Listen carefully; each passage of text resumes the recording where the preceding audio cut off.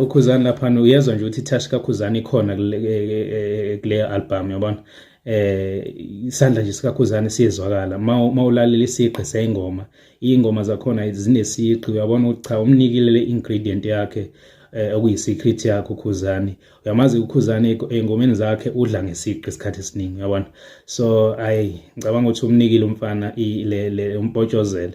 So usebenze kakhulu, iyezwakala nje ukuthi hayi kune-touch kaKhuzani la, kunesandla sikaKhuzani. Simnike credit for lokho. Kuye-ke nje ukuthi ingoma la bamfeature kiyo siyamcinga impela, akezwakali bayamgqiba.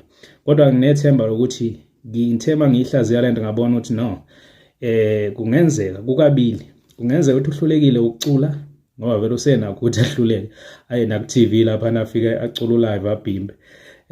Okwesibili engicabanga ukuthi kungaba izizathu sokuthi angafaki effort ukuthi vele ipurpose enkulu ngale yangoma bekudraw iattention yabantu, ukuthi nje bethi bayamfeature ipurpose yokudraw iattention yabantu bisifezekile vele. So ngicabanga ukuthi wenze ngamabomu ukuthi okay, mase ngicula ngizokufaka i-effort, ngoba mase ngifaka i-effort uzogcina sokuba ngathi yonke into ingami yabona.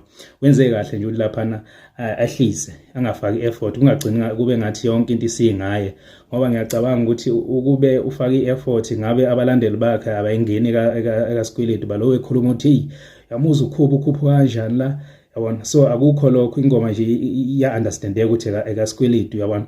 Ngisho abantu abangamthanda uKhuzani bayithola kulula ukuthi beyilalele le ngoma ngoba uKhuzani vele akezwakali yabona. So ngicabanga ukuthi wenze isinqumo esihle lapha ukuthi engabe saphakama kuzobe ngathi yonke into isingayo yabona.